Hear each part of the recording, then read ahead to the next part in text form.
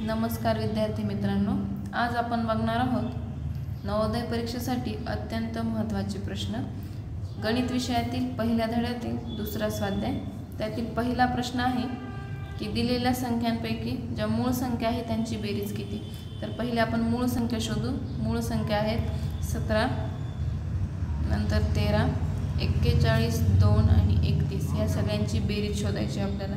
म्हणजे 17 अधिक 13 अधिक 41 अधिक 2 अधिक 31 या सगळ्यांची जर आपण बेरीज केली तर ती आपल्याला काय मिळणार आहे,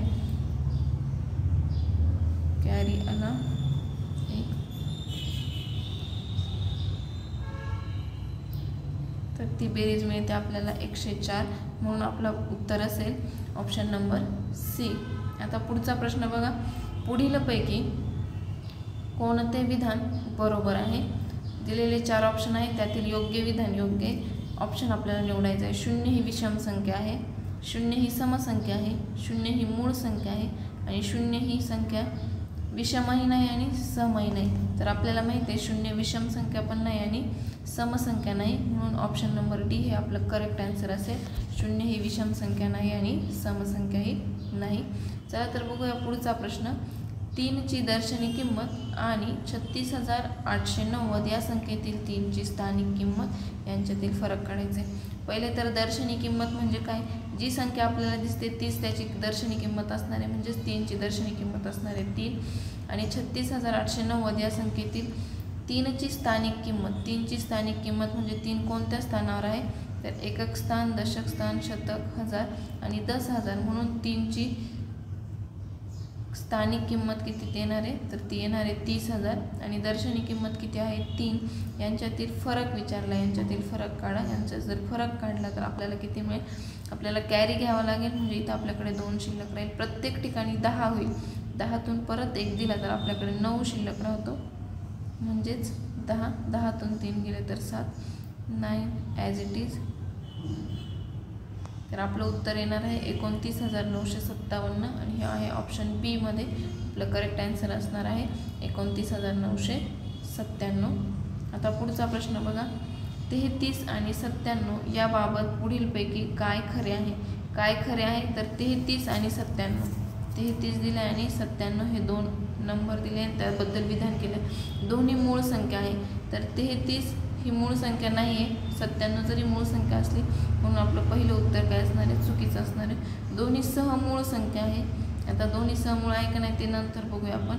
दोन्ही 11चे गुणित आहे, 33 11चे गुणित आहे, पण 27 आहे, 97 आहे का नाही, म्हणून ऑप्शन नंबर सी पण नाही येणार। आणि दोन्ही समसंख्या आहेत, तर दोन्ही संख्या विषम आहे, म्हणून हे पण नाही येणार। आता दोन्ही मूळ संख्या, ऑप्शन बी हे आपलं करेक्ट आन्सर आहे। तर दोन्ही सहमूळ संख्या आहे। सहमूळ संख्या म्हणजे काय, तर त्या 2 संख्यांचा एकच सामायिक अवयव असतो, तो म्हणजे 1 असतो, म्हणून या दोन्ही कोणत्या संख्या आहेत, तर दोन्ही सहमूळ संख्या आहे। चला तर पुढचा प्रश्न बघूया। पुढीलपैकी कोणत्या अंकाची दर्शनी किंमत व स्थानिक किंमत एखाद्या संख्येमध्ये सारखीच असते। तर कुठला अंक असेल, तो असेल 0।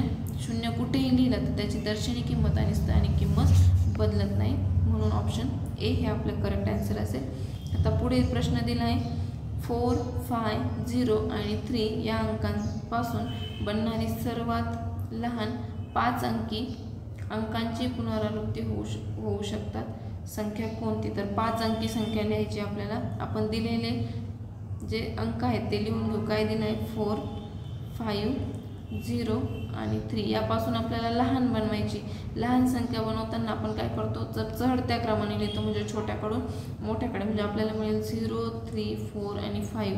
पण तसा विचार केला तर 0 कट होऊन जाईल, ही किती होईल, 3च अंकी संख्या होईल, म्हणजे आपली संख्या काय असणार आहे, तर 3, 0, 4 आणि 5। पण आपल्याला 5 अंकी सांगितली आहे, म्हणून आपल्याला 1 नंबर परत रिपीट करावा लागेल, म्हणजे आपला आन्सर काय येणार आहे, तर 3, 0, 0, 4 आणि 5 हे आपले करेक्ट आन्सर असणार आहे ऑप्शन नंबर बी।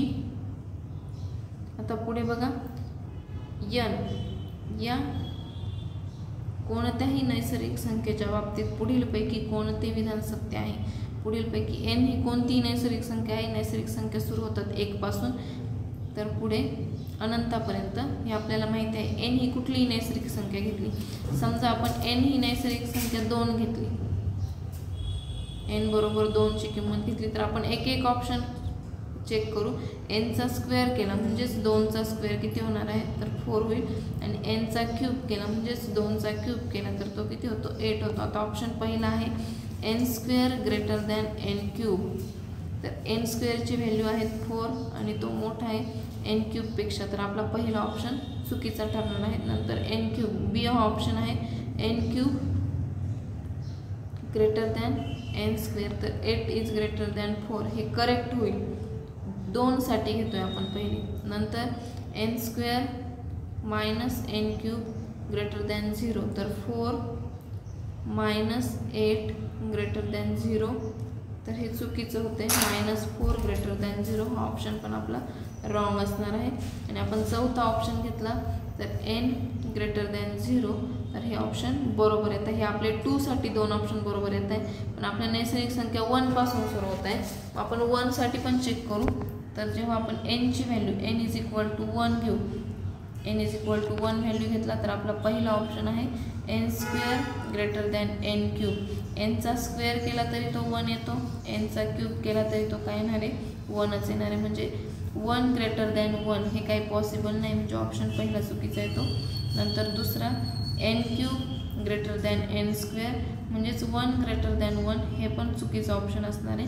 आणि n स्क्वेअर तिसरा ऑप्शन आहे n square minus n cube greater than 0, तर 1 मायनस 1 केलं तर त्याचा आन्सर किती येणार आहे, 0, आणि हे ग्रेटर दॅन 0 होऊ शकतं का, तर नाही होऊ शकत, म्हणजे हा पण ऑप्शन चुकीचा आहे। आणि fourth option n is greater than 0 हाच ऑप्शन फक्त आपल्याला करेक्ट मिळणार आहे, म्हणून याचा आन्सर आपला असणार आहे option number D, n is greater than 0। तुम्हाला जर हा व्हिडिओ आवडला असेल तर नक्कीच तुमच्या मित्रांपर्यंत शेअर करा। धन्यवाद।